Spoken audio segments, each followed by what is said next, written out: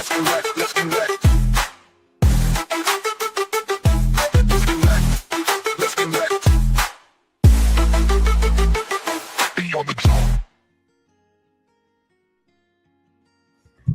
right, everybody, welcome back here to Beyond the Drop every Monday live at 1 p.m. EST. And today we are talking digital collecting, and later we will talk Pokemon TCG. But first of all, Josh, my friend, how is it going? What up? What's going on, guys? We already see a handful of you in the chat, but yeah, gonna start the show like always. Gonna run through some community posts. We're gonna cover several platforms and some AI news like always, and yeah, get into a new guest from a new community this time. So yeah, it should be an interesting show. But we got Veve Zombie in the chat. What up, man? Our upcoming show thumbnails inspired by you guys. Keep up the good work. Oh, thank you, dude. We got Adro in the chat as well, longtime supporter. What's going on, man? And then also Pasternak, another longtime supporter.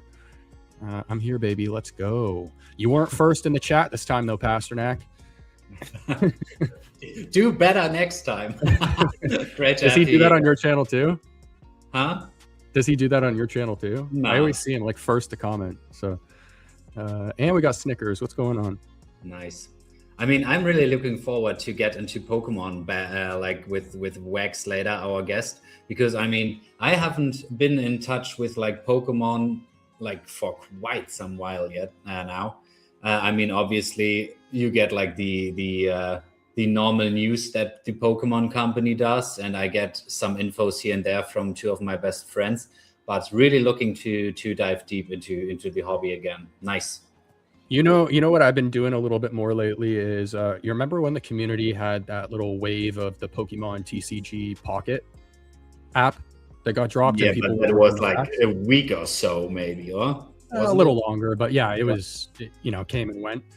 I've been playing that a lot more lately. I've been opening some cool cards, but the art in that game is crazy. We should actually like do that one time on this show. We could do like a TCG Pocket pack opening or something like that. But... Yeah, you told me about like the animation is pretty sick, isn't it? If you get the certain cards, like there's certain cards that you open that have full, like they kind of make it like its own little world, so you dive into the card and then it like moves around the art and stuff. It's really cool. Nice. But yeah, you want to get into the community post here? Yeah, sir, let's do it.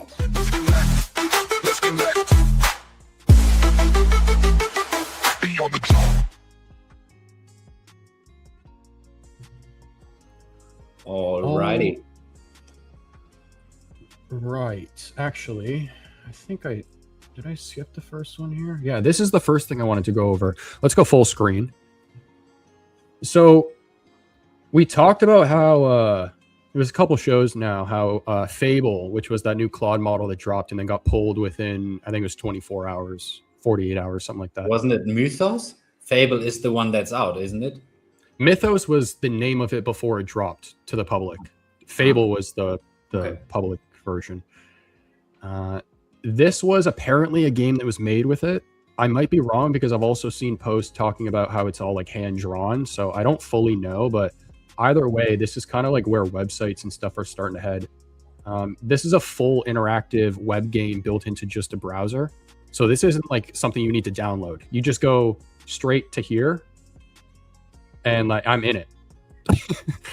So all made with what sounds like AI, super interactive too. Like you click begin and then it's this 360 world. Like you just continuously run around it. There's no end to it. Yeah. Full story. It looks pretty cool, this style of it. Yeah, like anime. Yeah. You walk around, you can interact with all the different characters. I'm pretty sure that's actually another person that's on the website right now. There's another person running around right now. Like this is real people.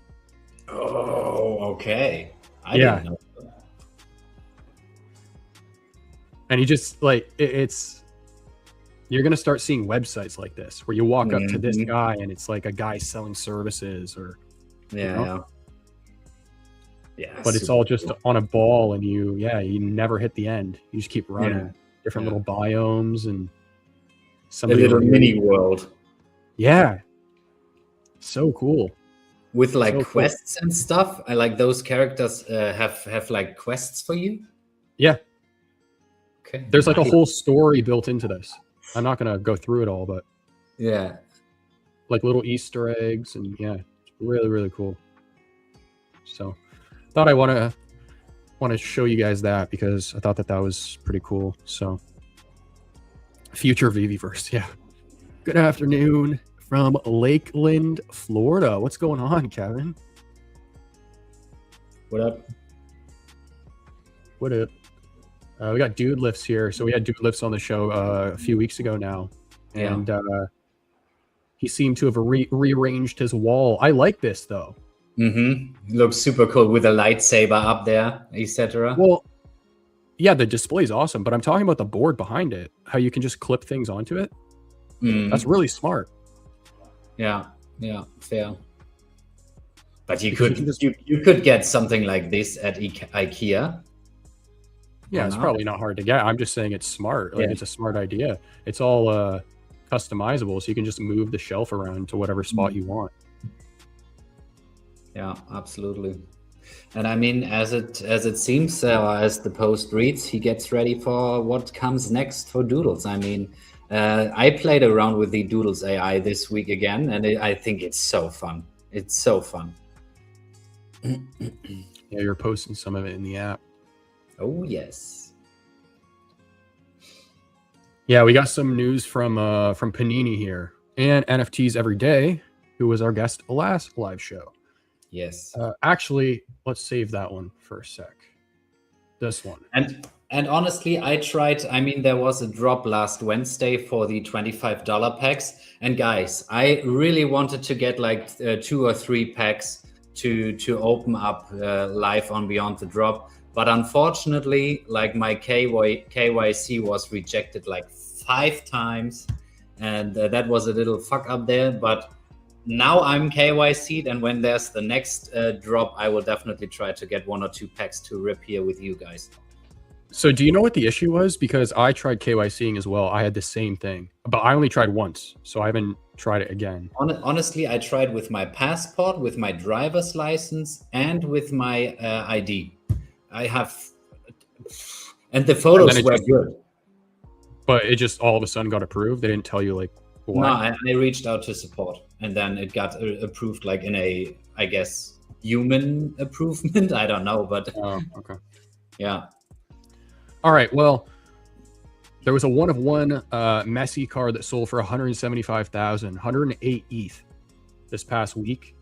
Yeah, that's so. Which I believe at the time was the record on the platform. 175 was the record. Right, because I think the Caitlin Clark one was at that price as well, if I remember right. Yeah. Somewhere around there. Yeah. Anyways, it's been beaten either way because we have the Yamal 1/1. Say the full name, buddy. Come on, say the full name. I've actually been watching highlights of this guy because I never heard of him before, but Lamine, I think is how they say his first name. Lamine Yamal. Okay. Anyways. Oh, what up, John? Great to see you, man. This one sold for 210,000. 1/1 as well, but now I believe this is the new high sale record on Panini. So I mean, it's so crazy to see. I think like Panini and NFTs right now just destroys every competitor in terms of revenue. You're also seeing more people get involved now. I saw Will from Digitoys get gifted actually a couple cards now. So NFT Every Day, he gifted him a Dwayne Wade card because he lives in Miami. And I think another community member gifted him another Dwayne Wade card. So nice. He's gotten in. I saw Rolex put out a tweet asking if he should get involved. And as we were just talking about, the money there, right? No. Well, I mean, when he gets involved, he gets involved. So, like, there's there's a lot of news around this platform. And I'd be lying if I said I wasn't also kind of like buying into the FOMO, because it's making me want to buy some packs too. So yeah. But like the packs that those get pulled from, those were like the expensive ones. I don't know. Yeah, those were the ones going for like 300 or so a pack. The prisms. Yeah. Yeah. Yeah, but still cool looking cards too. Yeah, absolutely. Okay. I'm stoked about this. They just announced this too. So Clanosaurs. Oh, actually, this is here. We'll talk about that one after. Clanosaurs just announced a partnership with Digitoys.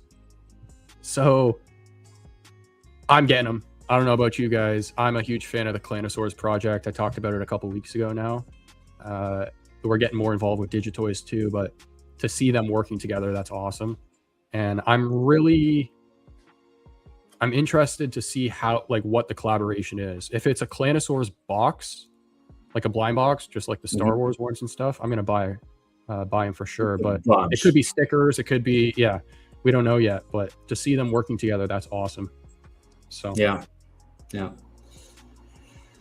What do you? Yeah, I mean, we're trying to get someone from like the Clanosaurs team here on the show, because like I don't really know much about the project, and I would love to dive in deeper, because you are so excited about it. Oh, you are so excited about it, Josh. So that would be pretty cool. And then they also just started releasing their episodes. I believe there's 2 now, 2 or 3. Don't know. But all, fully animated. They're like short little films. They're like 2 or 3 minutes long, but they're really good. So, but nearly 200K views. Yeah, they're getting views on them pretty fast too. Mm-hmm. Well, I mean, that happens with the kids stuff too. It's like the Happy Tree stuff. Like the Happy Tree stuff. Yeah. A lot of it is kids. It's kids who get a hold of their parents' devices, right? Yeah. And then they're scrolling on short, so they go and search the stuff, and then they subscribe to it, and then the subscription gets lost in 100 other subscriptions, and the parents don't know about it, right? Yeah. And that's how stuff like that kind of. Fair. But I mean, this is also tailored towards kids. Happy Trees is probably not a good example, because that's like an adult show, you know. But yeah, I'm loving that project. Do you want to talk about this one? I think you know more about this than I do. To be fair, I have just read over it like really quickly. I mean, that's just the newest update from Ted in terms of Candy. I think we can just read over it real quick.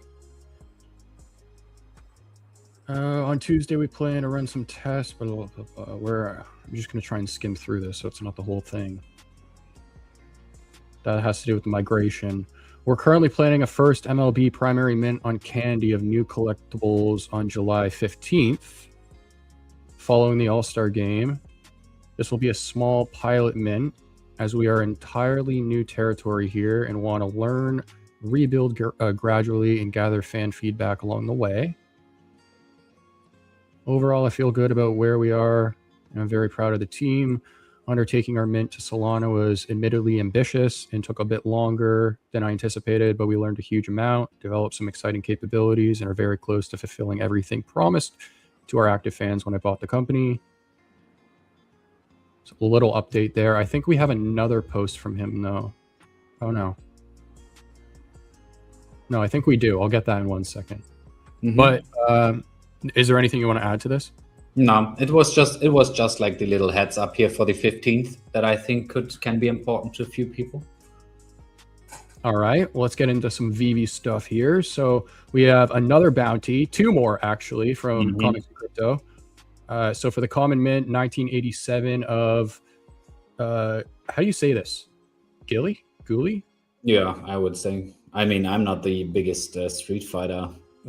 I was more of a Mortal Kombat guy, but anyways, $5,000 bounty. That's not small. And for the same mint number for Bison bounty, we have another $5,000. Yeah, and I think one of them is not even minted yet. I mean, I think they wrote it somewhere. Yeah, either way, these guys continue to put out like high bounties. So yeah, absolutely. But I mean, that's also something that brings people in, right? Why 1987 matters: the year Street Fighter was born, the final mint number of the common collections. There we are. And then Veve Meister here says, thanks for correcting my little mistake in the post. It's 100 plus new Veve users per day in the last week. That's not, I mean, that's pretty good growth, to be fair. But where are they? Because like, I've seen a post from Obili lately where he was like, hey, if you, I mean, he's actively selling stuff on the market, but not like the Grail pieces. And he just wrote like, hey, if it's not a Grail, you can't sell. I mean, that's been a problem for a pretty long time on that platform, though. Yeah. I mean, it's just the number of collectibles far exceeds the number of users. That's the problem. So you got to wait for the users to catch up. Yeah, 100%. Or the users need to be more active. Either one, but yeah, but I mean, there's a certain amount of money people can pour into, except a few. But yeah, I mean, I haven't bought anything in the last.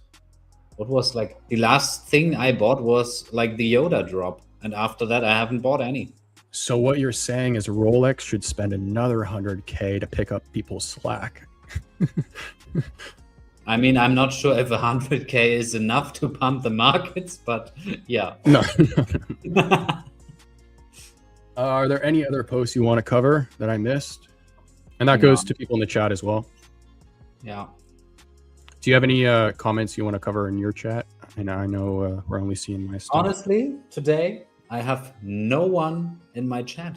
That's a little bit.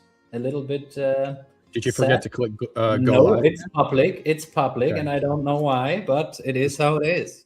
Just making sure. Just making sure. Yeah. I mean, it happened once. Yeah. Okay. Well, let me pull up. What time is it here? We got a few minutes. Let's take a look at some collectibles. Yes. Oh, should I run? Wait a second. Let's do it. Red report, eyes on the floor, locked in tight. Every move they make, we break it down.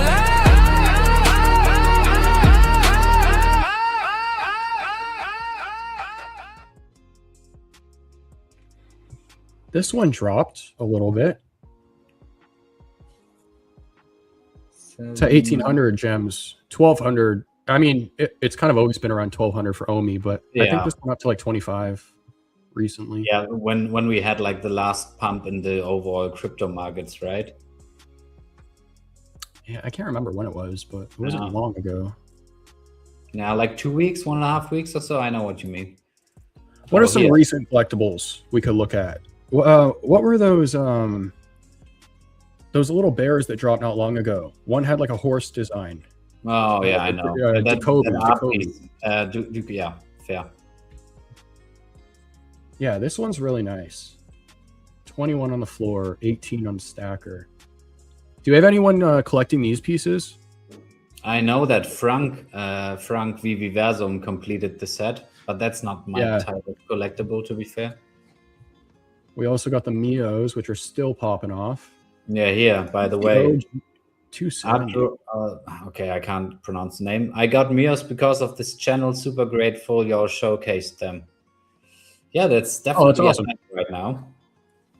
Yeah. Yeah. Well, I mean, it was a happy accident finding out that they didn't sell out because I thought I missed out. So yeah. Fair.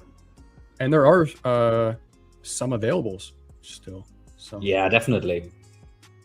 Oh, that one is cheaper than I expected, to be fair. 270. Yeah. There are. I would like to know how many got redeemed though.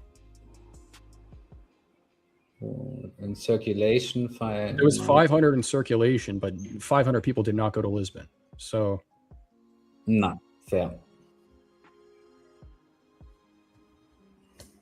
Still, although I mean, I would hope that maybe this is something they give out at future events as well. I would think that maybe that's why they minted the 500. Yeah, I think so too. I mean, isn't it that you can redeem like the last 2 or 3 events or so, this stuff? Yeah, like when I was in Vegas, I got gifted the gold nozzle, which was from like a couple events before. So I think that's how they do it. I haven't been in the Gold and Silver Club long enough though to know that. Idea. But you're in it. I mean, I'm still waiting on my first event I can go to meet the fam and be at an international event. So that day will come. Adro, what do you guys John, what do you guys want to take a look at here? Where's like Adro from while we're talking about the gold and silver logo, where is that sitting at right now? 100.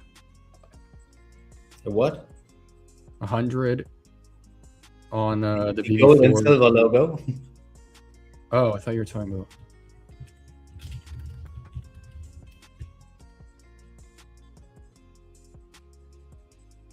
$15. I mean, 4, 5 realistically. I mean that it's sitting there for 15 for quite a while, I would say. At least. Gaze drop. Ah, that's right. I forgot about this. That happened today. Yeah, this happened today. 345 on the floor. Wow. 111 in circulation. This is the first Motomichi piece on Veve. And I hope to see more of this happening where Suye introduces more artists to Veve. Because this probably happened through Suye. I think so too, yeah. I mean, he's like, didn't he show back when he was on our show last? Didn't he show us pieces of that artist as well, live? Yeah, well, he keeps talking about how he's a big fan of Motomichi, and then Motomichi's been in a couple spaces with D-Roy recently, so. And I think he's from Amsterdam, I think. Oh, okay, yeah. But I didn't expect the drop to be that like thought after, to be fair. Well, I mean, it depends on whether the art resonates with you or not. I'm pretty sure his art's pretty expensive. In real life, you mean? Yeah. Fair. What other collectibles? Let's take a look at some of the newer ones, though. I'm trying to think of some newer ones.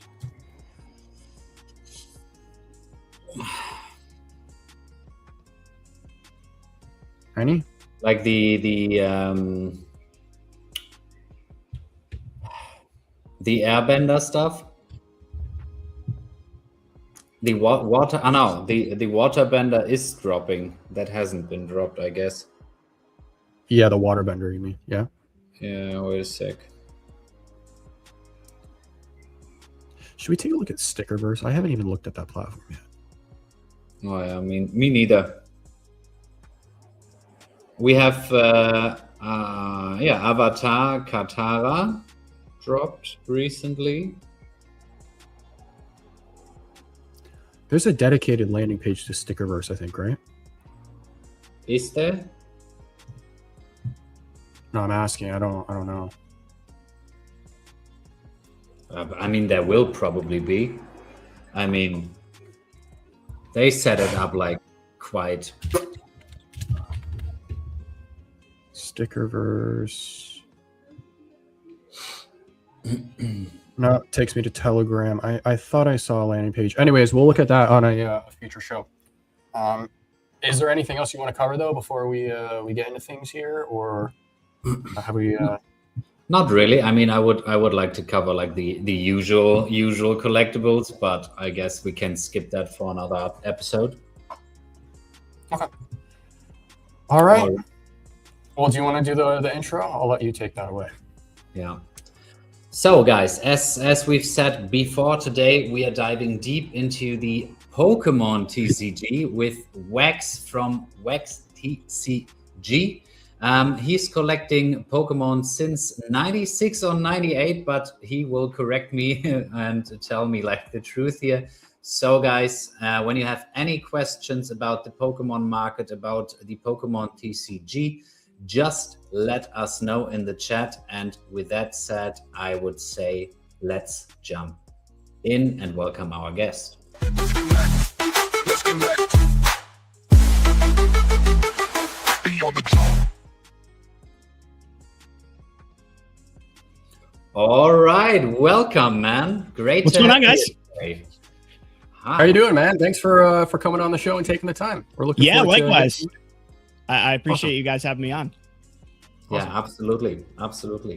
Here we try to, on Beyond the Drop, we try to bring like different people on from different fandoms.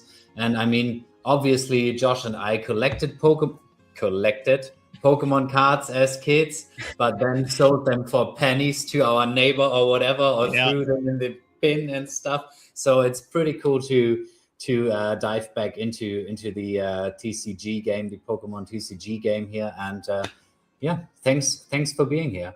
So was it 96 or 98?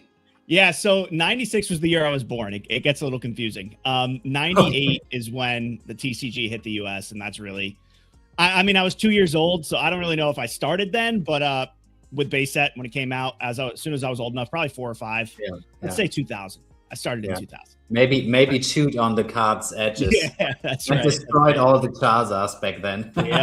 Yeah, man. I mean, it's a similar story. Everyone who grew up with them, they sold them all, and I feel like that's a big reason why I'm getting back into it, is to chase that nostalgia around, what we used to have as kids. It's such a interesting feeling, seeing the cards that you used to have when you were a kid, and like you forgot about them, and they just spark those memories, and it's just special. Yeah. So you said you got into it around 2000. So maybe we could start off with that. Do you want to maybe explain to those listening and for us, how did you get involved in Pokemon? Like for me, I was kind of just tossing them on the pavement with my friends at recess, right? And I'm a victim of actually having my mom toss my entire collection away. So I totally understand seeing the card you used to have, and it kind of sparks that memory. Love it. But how did you get involved in the space? So I mean, similar story, man. I was super into it as a kid. We'd bring them to school, we'd trade them. I had them, I want to say, until I went to college. And when I went to college, you're too cool for Pokemon at that time. And everyone's like, yeah, Pokemon, no one cares about that. So I was like, all right, well, I've got them sitting here. I may as well sell them, get some money for college. So I sold them all. And like so many people, I had no idea what they were worth. I just took the first offer I got, couple $100, man. And it was probably $10,000-$20,000 worth of cards at the time. Back then or today? Today. Okay. It was at least 5 or 6 grand back then, probably. But yeah, I just didn't know. And so many people don't know. They just see them and they're taking up space, so they just get rid of them. And that's what I did. Fast forward to about 4 years ago. And I was just, I don't even know how it happened. I was just kind of on Amazon, like Amazon Prime Day. And I just saw a Charizard pop up. And I was like, man, that thing is so cool. Pokemon cards look like this now. Because, when we used to collect them, they were all on the border. They were like pretty simple. And now they're insane with popping out of the borders. There's textures and all that fun stuff. So I stumbled upon that and I'm like, this is insane. So I ordered it thinking, why not just check it out and see what's new? It ended up being a very fake card. Amazon, there's tons of fakes. You're gonna get scammed. But that got me back into it. I saw that card and it was really cool. So I started researching it, started getting into collecting, and that's what got me back into it. I did it. I collected for about a year. The set that I started on was the Pokemon Go set, which I played Pokemon Go, so that was really what really brought me back in. It was just really cool to get back into Pokemon Go and see it through the cards. So I got in that way again, and then I started the YouTube channel because a lot of my friends are like, I don't even know how to start, and I was like, that was me, but I learned all these lessons, so I may as well teach you. And what were like the biggest lessons you took away? That would be kind of interesting, because I mean, I don't have anything to do with Pokemon. 2 of my best friends are really into it, and they are really looking forward to the next set releasing in a couple of weeks, I guess. I think it's Pitch Black is what's coming out. It's a Darkrai set. It's a lot of people are really excited about it. But for one, it's know before you buy. That was like my biggest thing. I bought a ton of fake stuff that Now looking back, it's so obviously fake. Like anyone who knows anything about Pokemon knows it's fake, but when you don't know, you don't know. Yeah. So do a little research before you jump in. That's a big one. Also, it's very expensive and you can spend a ton of money on this stuff. It's really impossible to collect everything in Pokemon. So what I really did was I niched down to understand, okay, you know, what do I actually like? I can't collect every single card ever. It's just not realistic. So what makes me happy? What do I like collecting? And I landed on collecting every single Charizard, one of every card that's ever been printed. That's where I've focused, because that base set Charizard from when we were kids, it's always held a special place in my heart. So yeah, I've got a wall. It's not in frame, but I've got a wall of about 60 Charizards right here. I'm about halfway done. Wow. Okay. I mean, is there a way that you could like shift the camera a bit, or is like the room a bit messy over there? I mean, No, you don't want to see the rest of my room here. I probably can. Bear with me because it might get a little weird. Yeah, no worries. But let's see what we can do. I like the custom Vaxx sign in the back. Oh yeah, thank you. Nice. Thank you. Let's see. My camera's on a little mount here. Oh, okay. You know what we can do? One sec. D says so many different sets now from when I used to collect with my brothers in the late 90s, early 2000s. Oh, wow. Can you pull him up in big, Josh? Nice display. Yeah, that looks super big. Yeah, that's the first of two. Wow. Okay, which one is the oldest one? The one in the left side at the top? Hang on one sec. I hear you, but you're in my headphones. So Yeah. The oldest one, is that what you asked? Yeah, is that the one at the left side? So I've got it from oldest to newest. Oh, okay, pretty cool. It's like ordered that way, and then I've got a whole second one which I can't take off the wall. That's like the more modern, even newer. Yeah, love the display, man. That's awesome. Yeah, thank you. It's a hobby, man. It's fun. You know, collecting's a good time. Yeah, yeah. And here, thank you for sharing. Yeah. That looks super dope. Yeah, man. That's what has me so excited about the digital stuff too. Is like when you get to that point where you can actually display digital stuff like that too. It's gonna be so cool. Yeah. So, a question here from the chat: which Charizard is your favorite? Yeah, the Phantasmal Flames. I don't have that one actually. That one's like an $800. Actually, I think it's over $1,000 now. I haven't gotten that one yet. But my favorite one, I can grab it for you. And it's favorite because it holds a memory. This one here from Brilliant Stars. I think it's Brilliant Stars. I forget actually. Get it focused in there. Nice. There you go. It's the first one that I pulled out of a pack. Oh, okay. Yeah. So that holds a you're gonna remember that. Yeah, exactly. I like, you can buy any card and yeah, it's fun to add to the collection, but I really like the memories associated with them. So my favorite ones are not even the most expensive ones, just the ones that I have memories with. Nice. Yeah. Nice. Yeah. So you've said like your mission is to collect all of them, and you already are at how many? I'm at just over 60. I actually I can show you guys this spreadsheet I made. So it's funny when I started this journey of collecting every single one, I thought, you know, like I could just Google it and there'd be a list somewhere. But there wasn't. Like there's no complete list of all of these cards. So I had to make it, which it's probably not even 100% accurate to this day. I always stumble upon these random ones that were like released in tournaments and stuff that I had no idea existed. But yeah, that's surprising. I mean, yeah, it's so strange. Especially considering how long they've been around and how big the fan base is. I know. So it's funny. As soon as I realized that and I made a video of like, here's every Charizard and here's the list that I'm making. And it like exploded. Like people need that. So it's an interesting niche. It's a lot of work to build though. I can't do it for every single Charizard, but or every single Pokemon. Sorry, I'm getting distracted. That like the Pokemon company hasn't brought something like that out for like all those cards, right? I mean, that could be with AI. That should be just a click for them, and then seriously. Okay, so I have Can I share screen on here? Or do you guys not? Yeah, if you click the button next to your face at the bottom there, it says present or invite. Oh, sweet. Okay. You should be able to share your screen. Let's do that. And let us know in the chat, guys, if audio is okay. I know we got some background music playing, but if it's too loud, we can turn it down. Okay. Yeah, there we are. So then add that to state. There we are. Okay. So you guys got me here? Yep. Yeah. So I've got at the top here, I have 81. There's 161 total. So I've got half of them right now. Yeah. And I've got them ordered from oldest all the way down to newest. And then the green are the ones that I have. Nice. So they get extremely expensive, especially the older ones. So I've got a lot more of the newer ones in here. Mm-hmm. But yeah, this is how I keep track, and I add to it every time a new set comes out. This is what it's about, man. I love to see it, how organized it is. That's awesome. Yeah, it's a grind. We have a question here from D in the chat. Aside from Charizard, who's your second favorite character, and why do you like the characters? Is it for their powers, looks? Oh, that's a good question.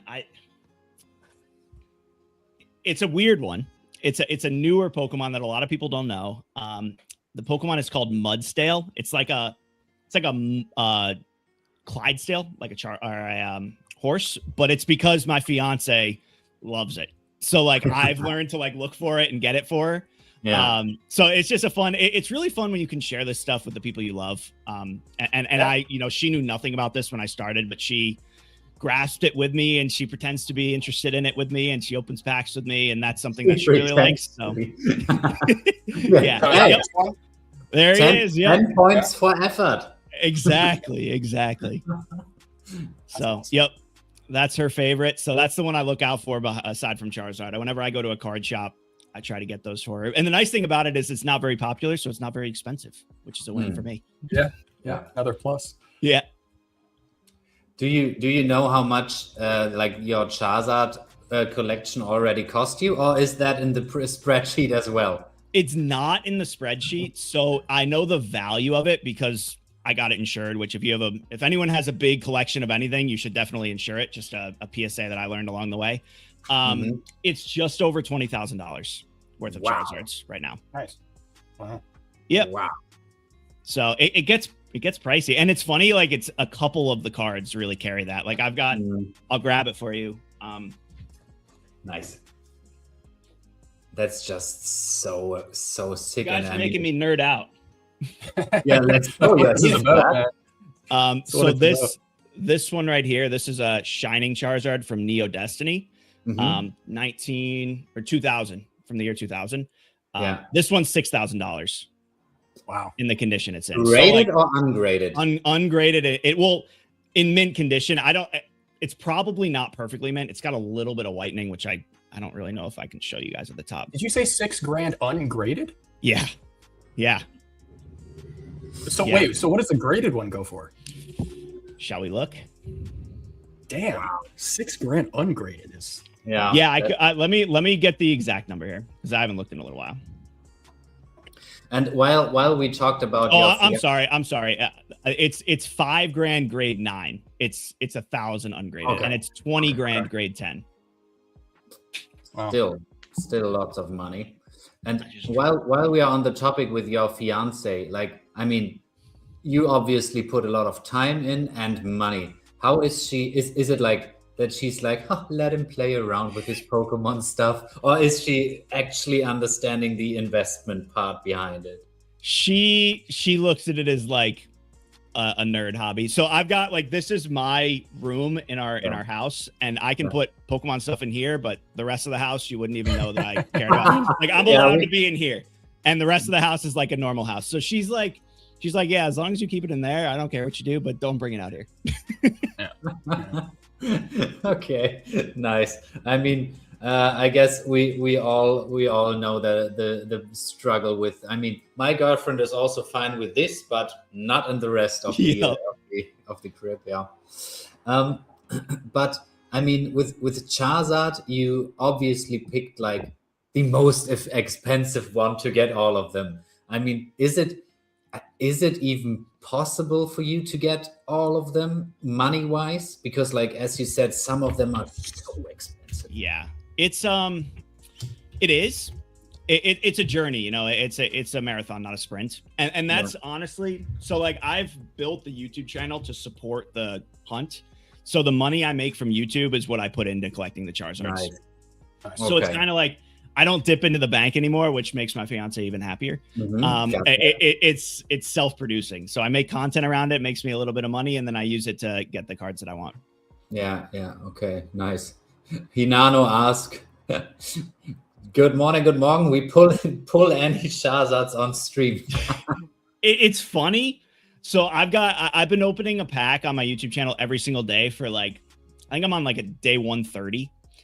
Because I like don't pull good cards ever in any of my videos. I just don't. I don't really know why. Like, I'll have people come on and they'll open packs and they'll get something crazy, and I just cannot. So we're seeing how long it takes me to pull a crazy card, and we're on day 130 and I haven't yet. So it's tough. No, I haven't pulled a good Charizard in years. Wow. We've talked to a Panini collector. I mean, the digital. Maybe you've seen that Panini is doing NFT digital cards with record sales, like sports cards. Sports cards. Like 2 days ago, a Lamil Yamal sold for 210K. Wow. Honestly, that's so wild. Same day or the day before, Messi 130K, and what was the third one? 175. 175. Yeah, that's not the point. Totally crazy. But the packs also cost 150 each. But the point I wanted to make, we had someone from that community on, and he also was like, I never pull something good. I get the packs, sell them for like double or triple the price, and then buy the one cards I want. Yep. Because he was like, I opened those packs and I never get anything. Yeah. But it's like a money pit with Pokemon right now. I'm sure it's probably similar in other collecting hobbies, but like, you can't get them for MSRP anywhere unless you're waiting in line all night hoping to get one or two. But like, everyone's buying them up and reselling them for triple the price. So like, at that point, you're spending $15 a pack to hold, and then like most of the cards you can pull are like $2 or $3. That's like a big hit in a lot of these sets, unless you get one of the crazy ones. So it's like, financially, it doesn't make a lot of sense. You got to really do it for the love of doing it. Yeah. Totally get it. And I also think like when you sometimes see like those videos out of Targets when the new set dropped and people go crazy, like grandmas, children, everything gets like pushed to get like at least something. It's nuts. It's crazy. So you got me thinking now, because you were talking about the spreadsheet, or you showed us the spreadsheet. Like, what kind of resources are you using to keep track of this stuff, or at least like, you know, find the prices for graded cards and stuff for anyone who wants to get more involved? Yeah. So there's no one, this is purely accurate, because the market's constantly changing. So I check a couple places. There's a website called Price Charting. And it's all collectibles, if I believe, not just Pokemon, but you can look it up to get an idea. So that's like that's where I get a baseline, and it'll have raw. I think it only does 8, 9, and 10 for grades. It doesn't go below that. But just for the pricing for those. And then if you need a really detailed price, like you're looking to buy or sell right now, eBay recently sold is where I go to. So, you know, you look at whatever card you're looking for, and then you toggle the filtering to be items that have sold. And then you've got the price for, you know, what people are actually buying and selling for in this moment. Right. That's like those are the two that I use. But for Pokemon specific, there's a website called Pokédata, which it's got every card from every set, and they're listed by set. So you can't really search Charizard and get all the cards. Unfortunately, that would which make my would life be so easy. That would make our lives too easy, right? So I use that just to understand, you know, like a new set coming out, what cards are in it? Is it worth opening? Do I want to invest a lot of money into this one, or do I want to just let this one go? For me, it's Charizard sets that I really dive into. The ones that don't have Charizards, I'll still grab a couple things for, you know, content and stuff, but I don't really dive into it for the personal collection. Nice. Yeah. And okay, so maybe to build on the whole trying to help new people coming into the space part, you mentioned before that you had bought some cards that are obviously like fake or like would have been bad calls, but you didn't realize that when you first got involved. What are some of the things that you kind of look for when buying a card? Because we come from the digital space more now, me and Jan, so we don't really have to kind of deal with that. We get all the verification directly on chain and stuff, right? Right. What are you looking for in terms of like making sure a card is real and not fake? Yeah, so like the obvious signs, there are a lot of cards that just aren't real, like they aren't real arts. They're like totally fan made.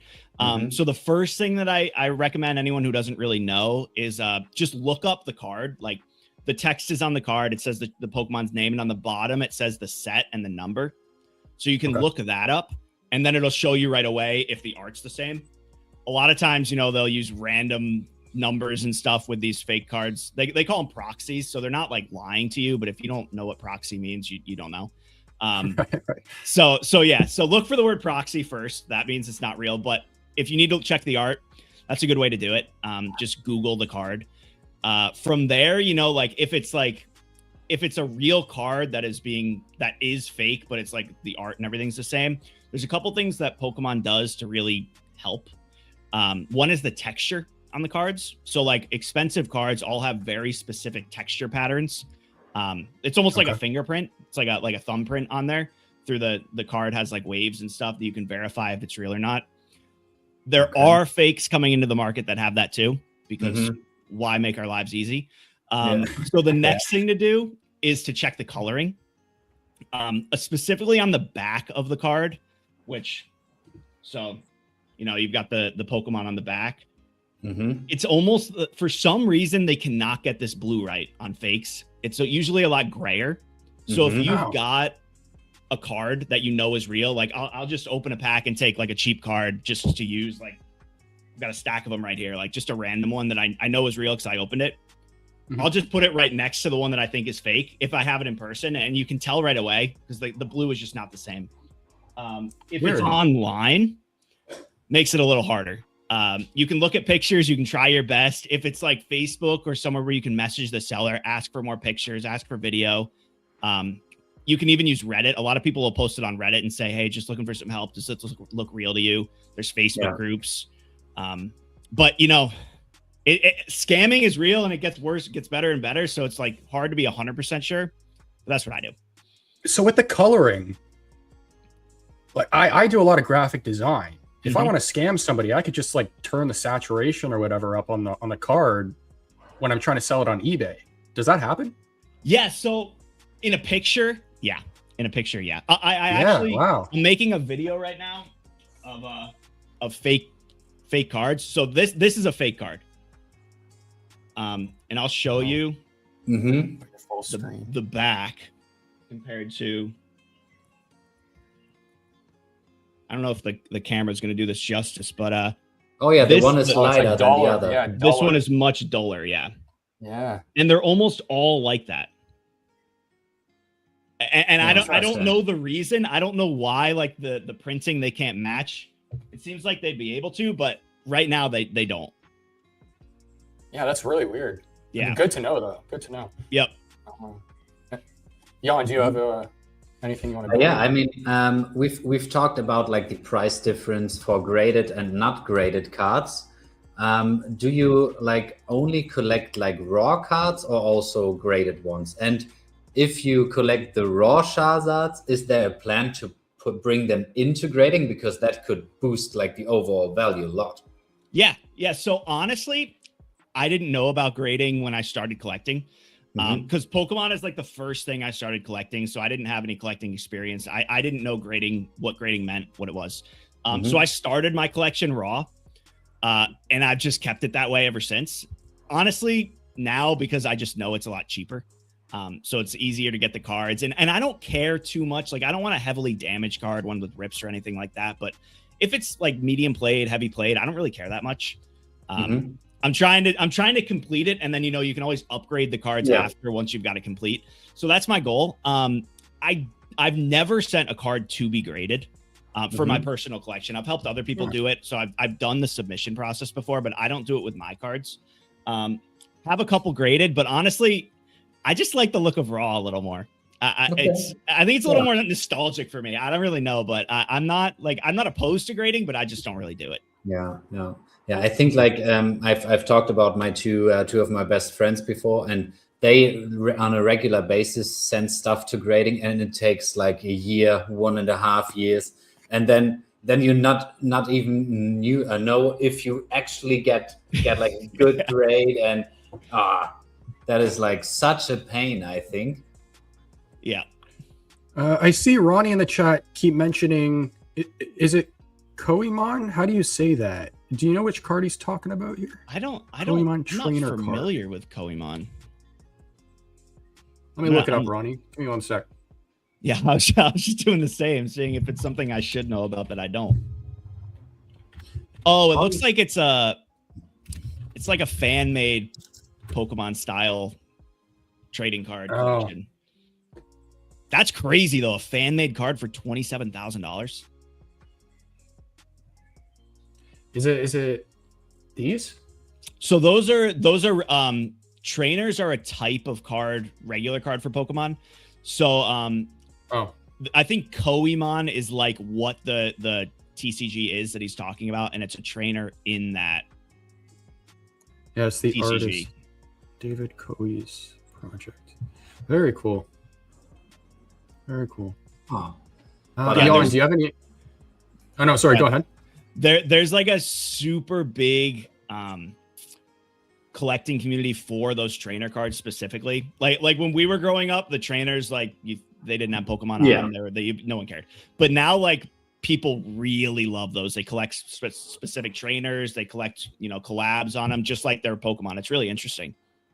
Well, see, that's what's awesome about this space is that you can. Well, I mean, to what you're doing, you're collecting a specific character because that's what you want to do, and you can do that. All the cards are hand painted, Ronnie says, by him and his friends and family. I mean, that's probably a reason there why somebody would want to collect the cards. So that's like such a cool thing about it is that I think I saw a short not long ago too of some girl collecting a card that was like, it was like 50 cents. It was worthless, but she had a binder of them because it was her name. And when she went up to the table asking if the vendor had any of the cards, one of the customers at the table was like, "Oh, I have one. I'll just donate to the cause." And he just gave it to her. I was like, "That's so cool. That's awesome." So, Jan, do you have any other questions on your list? I have some more, but I think like the point we are discussing here is pretty interesting. Like 888 packs, 88 bucks, and now $3,000 for each pack. Wow. And each card is about $200 to buy. I mean, that's pretty cool. And that guy obviously built a brand about his own Pokemon art style. So that's pretty dope. And Ronnie, congrats on owning one of these packs. Nice. You create like content solely about Pokemon. I mean, obviously to geek out and get. Don't get on the nerves of your fiance. I mean, I know what I'm talking about. But like, how do you decide what to cover each video, or is there like a specific plan behind releasing your videos and stuff? Yeah, so I started the channel around the journey of collecting Charizards. That was it was like a passion project just to document it, and no one really cared, honestly. Like I just didn't really get traction on it. So like I said, one day I just made a beginner guide to collecting Pokemon for my friends, just being like, hey, this is what you should do if you want to do this with me and stuff. And that video blew up. That video is still kind of driving the channel.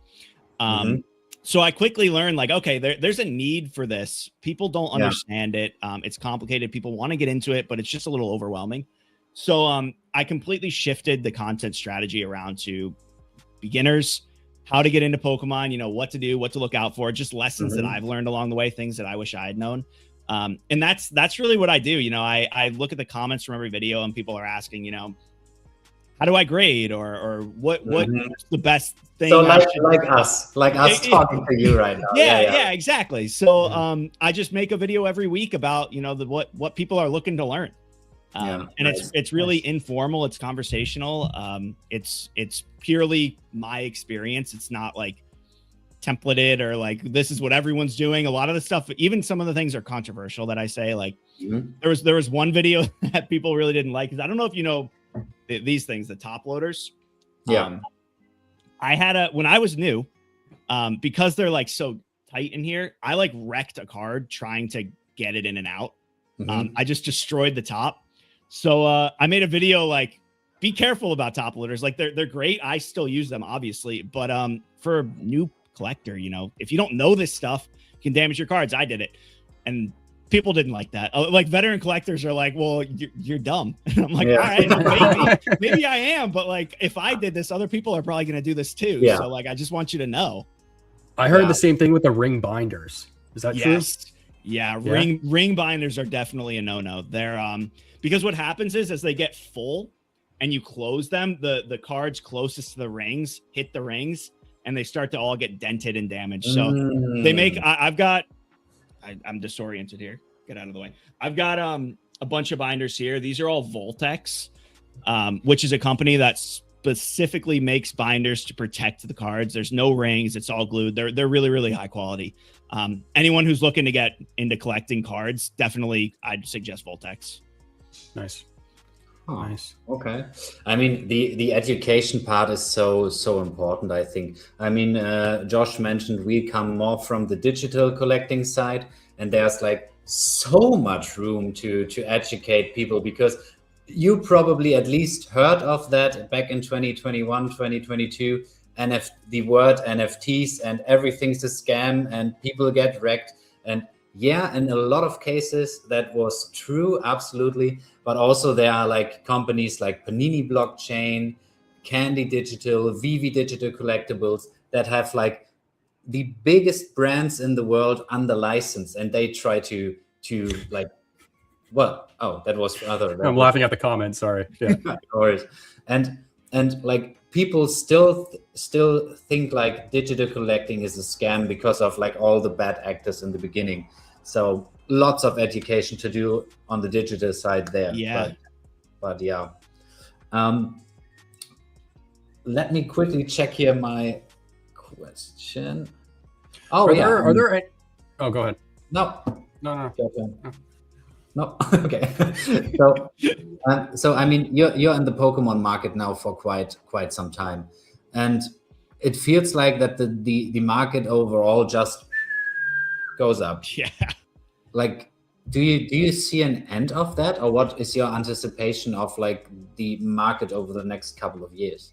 Yeah, I definitely don't claim to be like a market analyst or anything. So like everything I'm going to say is purely just my speculation. Yeah. I think that sealed product is going to hold and increase value over time, consistently.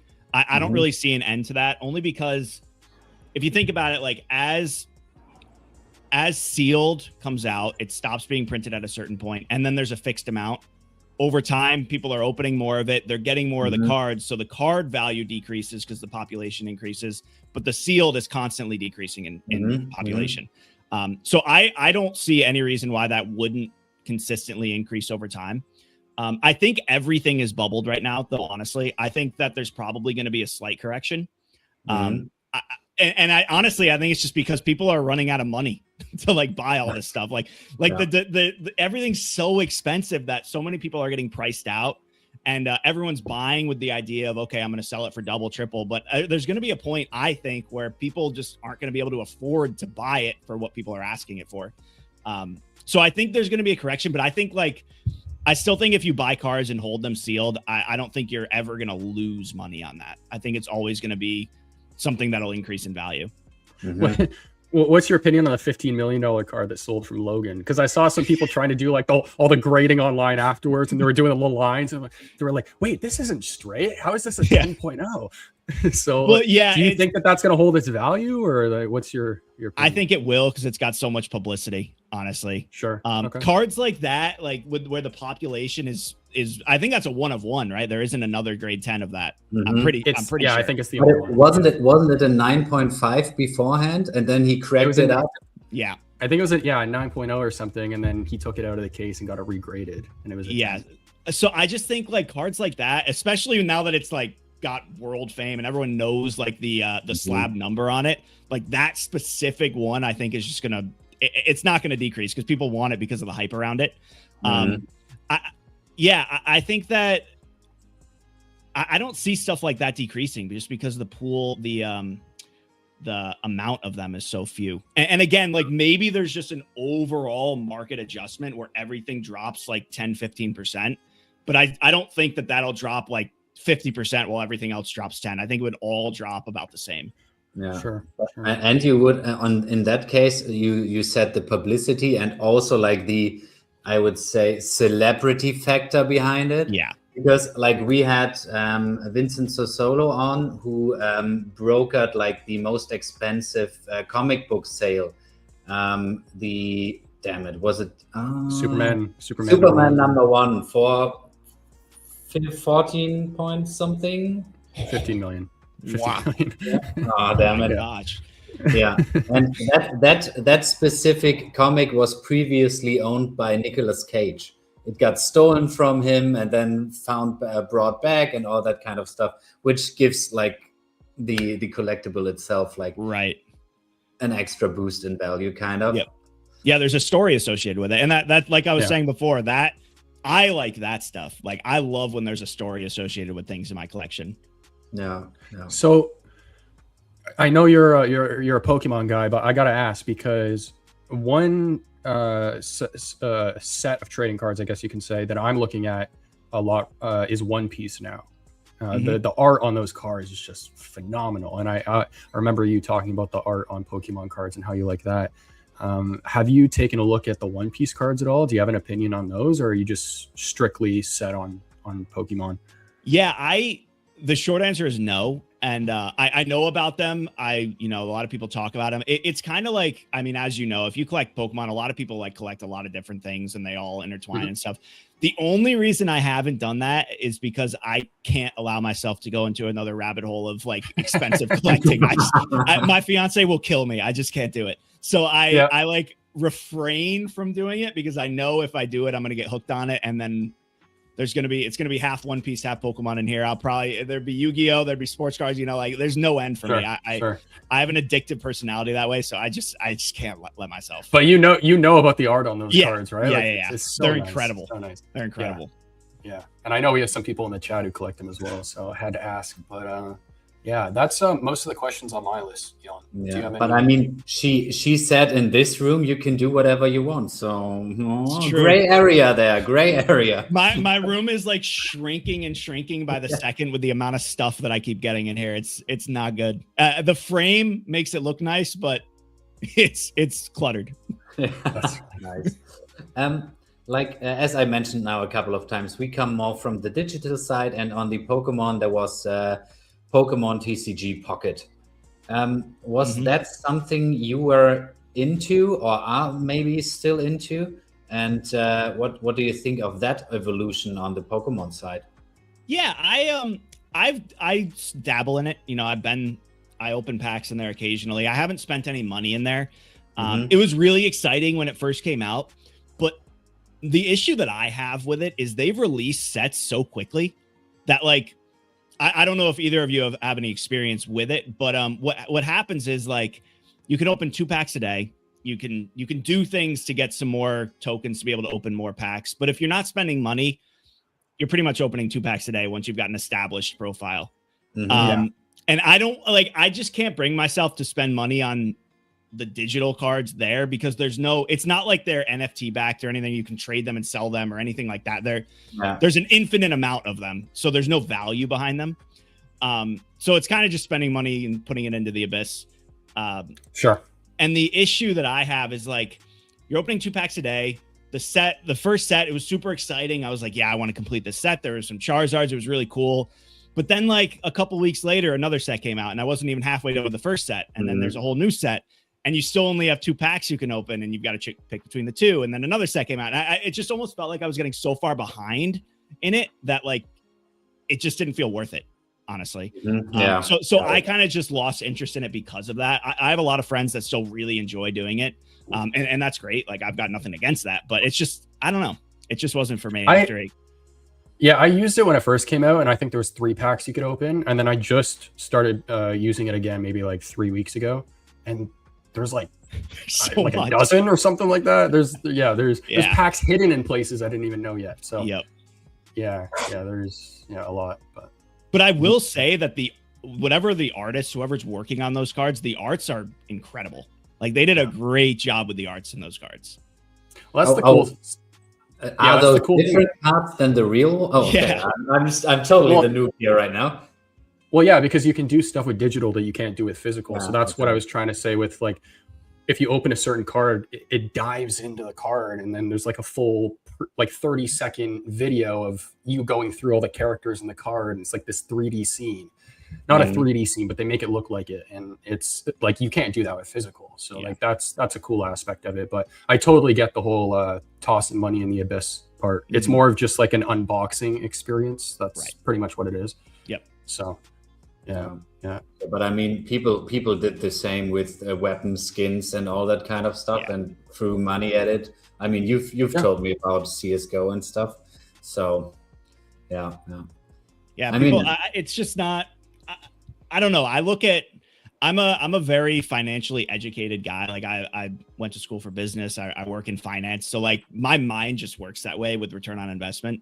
And that's good and bad for collecting. Cause everything I say in my videos is like, hey, this is for fun. Like if you want to open a pack, don't worry about the loss. Like do it for the experience and the fun. And I do live by that, but everything I do, like I think about the money behind it and is it really worth this much money? And it like, that's just how I operate. So that's why I just really can't get behind spending money on that. I know people spend money on games all the time and good for you, if you're enjoying it and it's fun, why not? But that's just not me.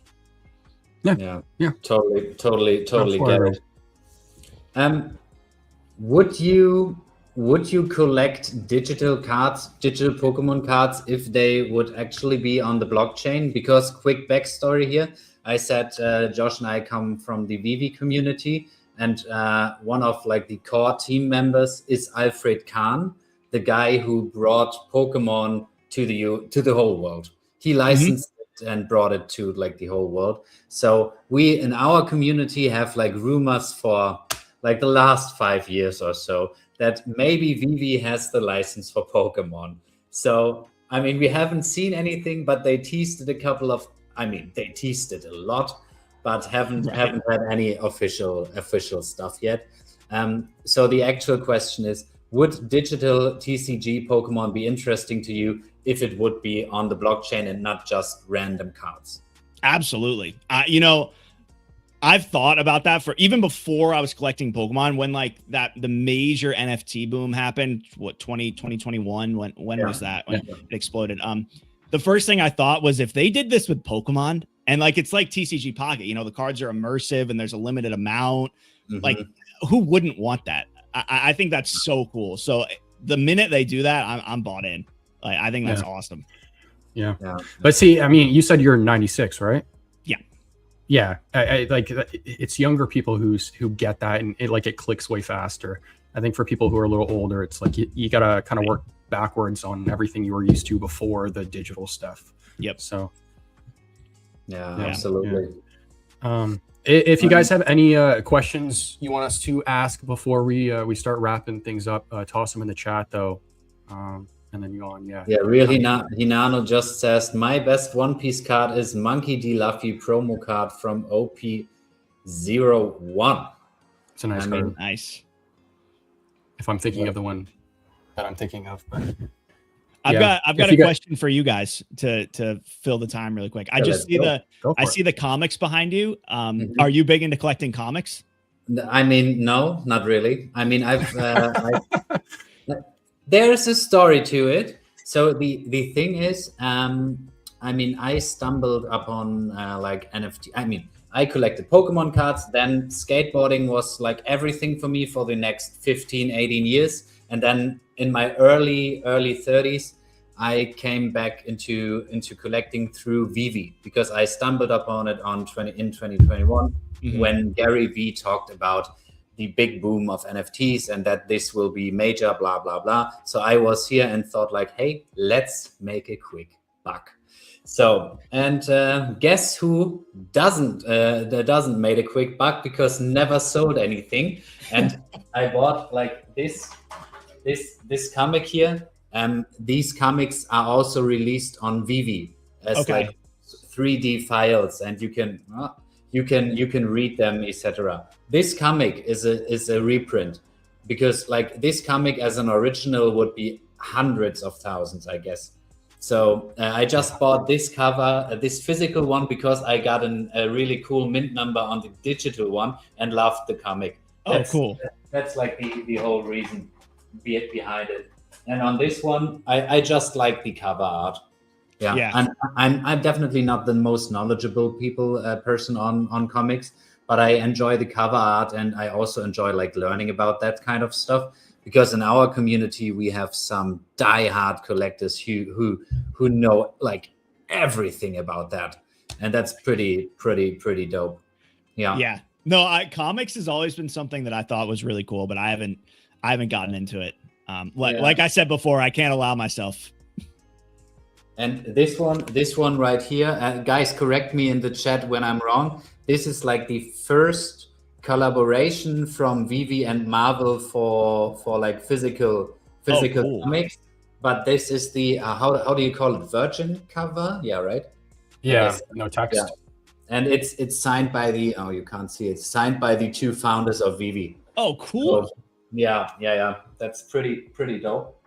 Yeah, that's awesome. Are there any topics though we haven't asked you that you want to talk about? Like any alpha that you have, any upcoming content that you're making that you want to share with the audience? Yeah, I think my biggest message, it's what I preach in every single video, is don't be afraid to like dive in. You're gonna make mistakes. Like it's daunting. Like I just said for comics, like I think it's really cool, but it's just a little daunting for me because there's just so much. Just start. Learn as much as you can. Connect with people. It's so fun to like get a hobby like this and then go to like trade nights or go to conventions and just connect with people who love it too. Like it's just it's not like a lot of people I talk to. It's like, oh, Pokemon's weird. Like it's for kids. It's like collecting. You're like, you're lame. You're a geek. And like, sure, maybe I am. I don't know. But like, there's also hundreds of thousands of other geeks doing the same thing at these conventions that like I get along with great. So fine, I'm a geek. I don't really care. That's my message. It's like, just start. You're gonna really enjoy it. If you're thinking about it, get your feet wet. It's worth it. It's really worth it. Yeah, I love that. You couldn't have said it better too. And you guys got girls, but I'm hoping to find my missus at a convention. So there you go. There you go. All the nerds, That's right. But yeah, guys, drop any questions you want to ask before we start wrapping up. And I mean, I would just wanted to ask, like, which is like if you have to pick one Charizard from those who you haven't gotten yet, which would it be and why? Yeah, so I've got two answers for this. I've got like a specific one. I already have the card, but I really want a base set Charizard that's signed by the artist. I see those floating around a lot on eBay and stuff. Yeah, they're honestly, I don't want to. I think they're like $4,000. Okay, I thought it would be more. Yeah, and the reason for that, he's still alive and he's signing consistently. So like, it's gonna shoot up. I know it is. So like, I've got my eyes on it. I'm like, fine, just looking for the right one. Obviously with that, I want to have one that's graded, the autograph graded. Yeah. The card doesn't need to be in perfect condition, but I want the auto graded. So that's my grail right now that I'm after. Specific card. It was mentioned in the chat before, the special illustration rare Phantasmal Flames Charizard. It's gorgeous. It's an incredible card. And for a new card to come out, that's less than a year old, and it's already at $1,000 raw. Oh, wow. Like 800 to 1,000, like right there. and it's new. So like that just tells you how valuable that card's going to be. Yeah. So do you see that happening more and more? Like newer cards are going up in value faster? Yeah. Well, so honestly, that card on release was like $750. Like it didn't even, it's not even that it jumped really high. It just was always high. And it's because there's a couple factors. One, it's just one of the best Charizard arts we've ever gotten. So like, there's just so much hype and excitement around it. It's also, I lost my train of thought. Oh yeah. So like the Phantasmal Flames, that set and modern sets, they've adjusted pull rates. So like these more rare cards are even harder to pull, which obviously makes them more rare. So there's more demand behind it. And we're in this bubble. So like whenever there's like a really cool card, everyone wants it because everyone's expecting it to explode in value, which is, so it's like almost an artificial, like inflated value of the card, which is why I think there's a correction coming.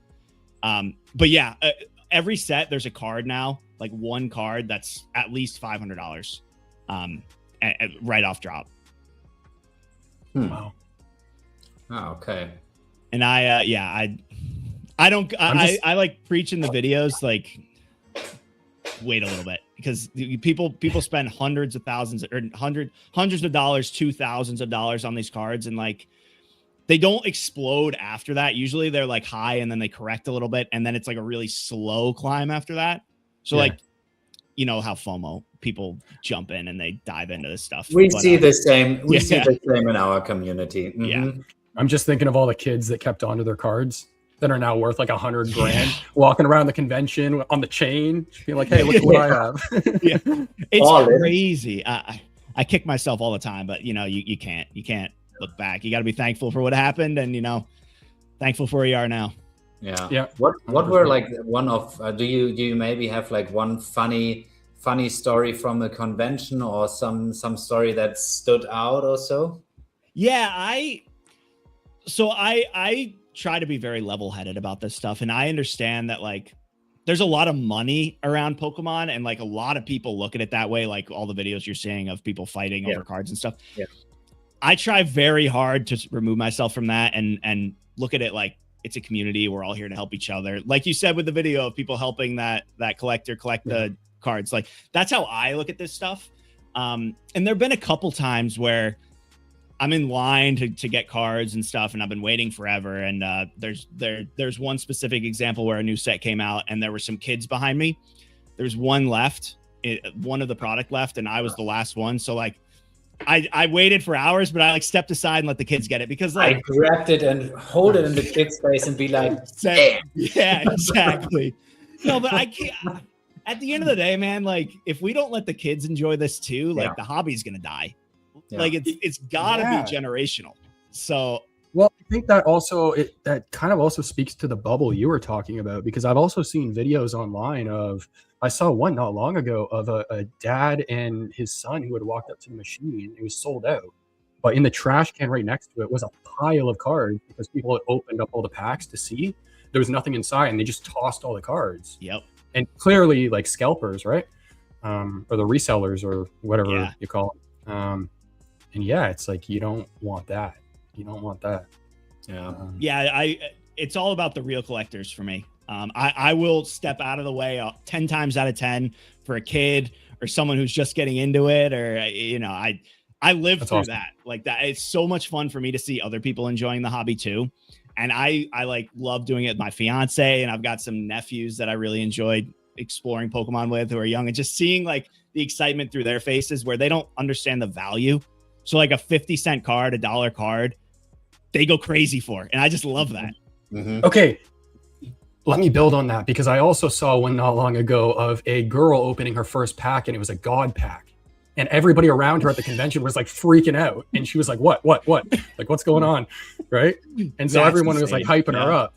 Out of curiosity, I know you said you don't really pull good cards, but have you ever pulled a God pack, or like seen anyone pull a God pack? Never in person. No, I've never pulled one. Never seen anybody. I did. It's funny. So like, I have a lot, like I said, I have a lot of friends who don't know a lot about Pokemon, and I feature them in a lot of videos just to like be like, this is what a beginner thinks, you know, like showing. Don't do like, this. Yeah, exactly.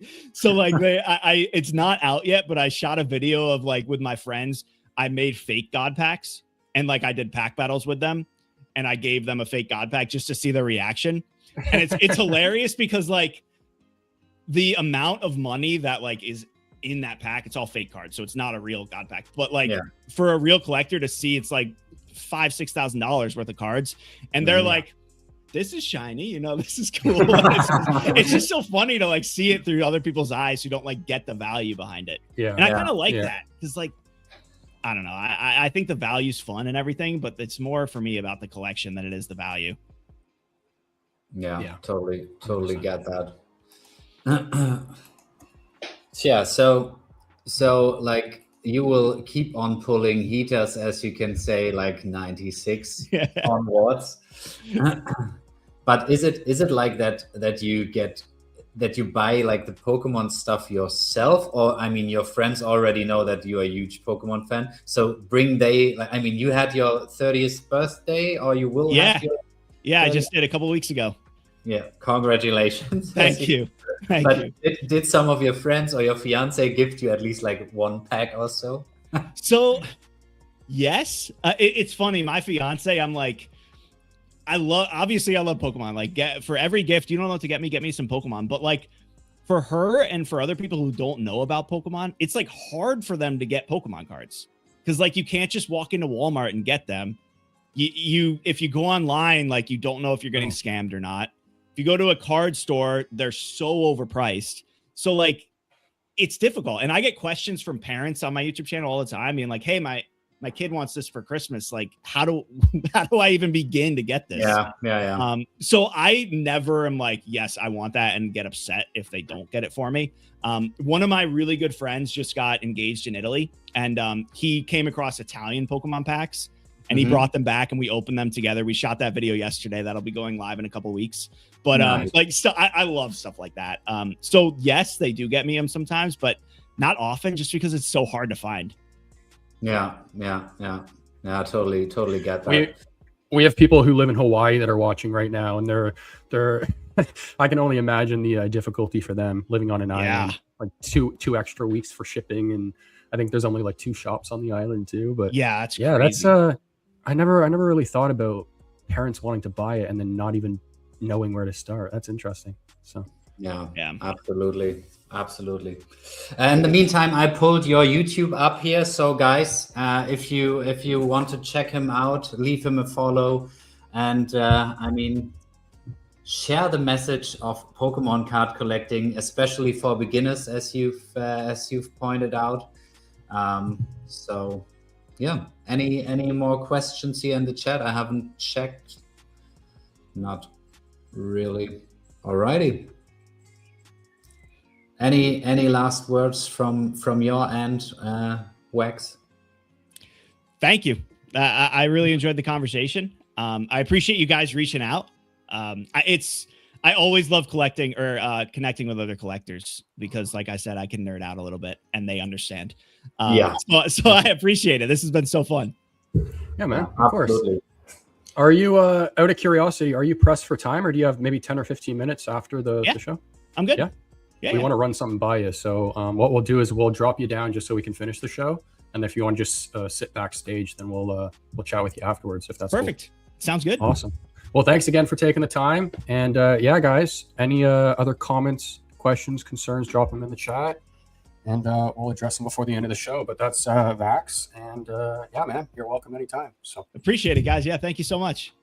All right, now. Cool. I mean, that was also like a lot to learn there on the Pokemon TCG front. And I mean, I totally get what he was saying with like the topic of I can't get into another fandom because that would be too much. That's so fair. That's so fair. To be honest, that's the reason why I haven't gone into half the digital stuff.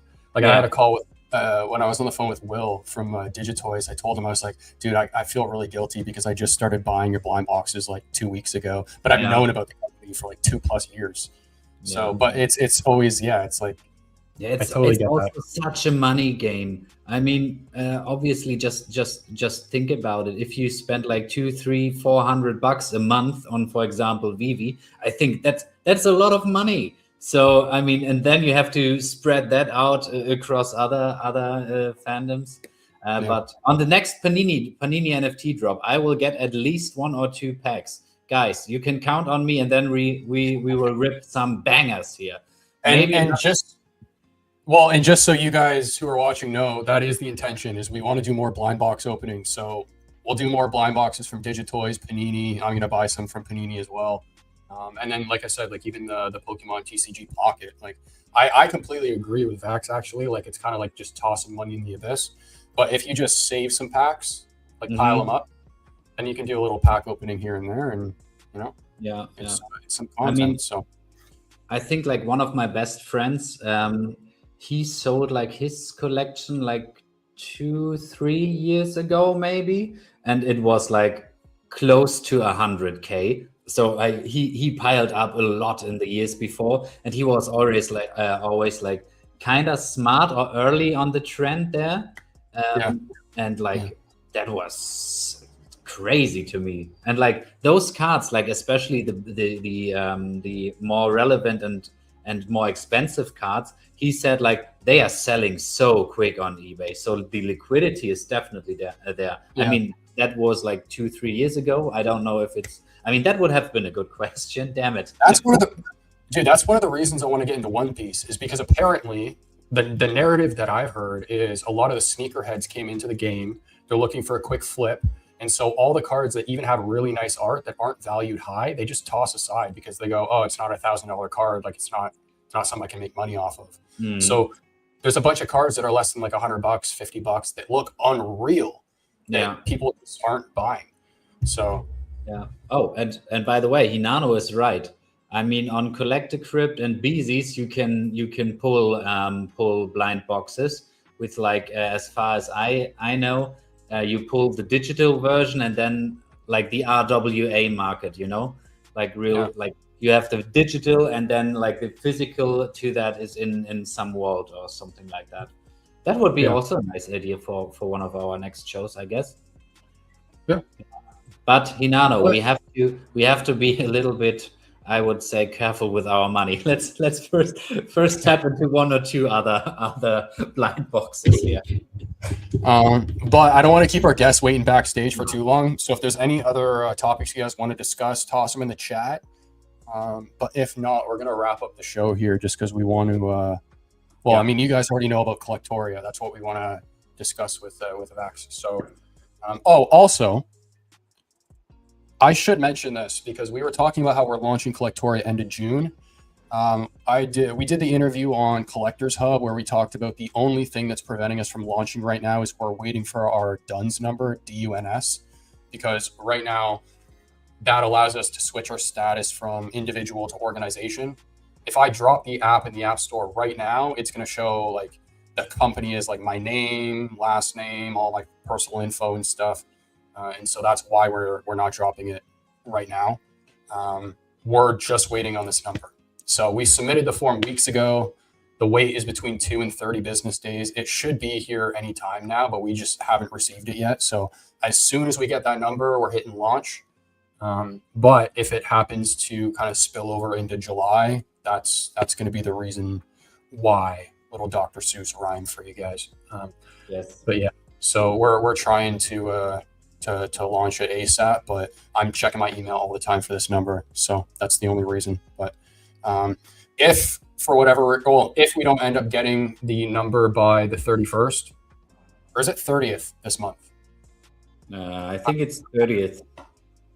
Okay, either way, what we'll do is we'll at least let in another round of testers. So there will be more people going into the app regardless. It's just I'm going to end up sending those invites to people that have all my personal info. So I want to at least know who I'm sending the invites to. And Hanano's a tester, so believe him.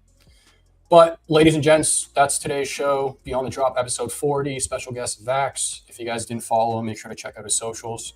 And if you guys didn't follow us, make sure to check out ours. But Jan, any other See you next show, guys. We will have someone from the art space on next Monday, so that could be also a pretty interesting conversation. So yeah, as always, 1 p.m. EST, guys. Thanks for being here. Later. Let's collect.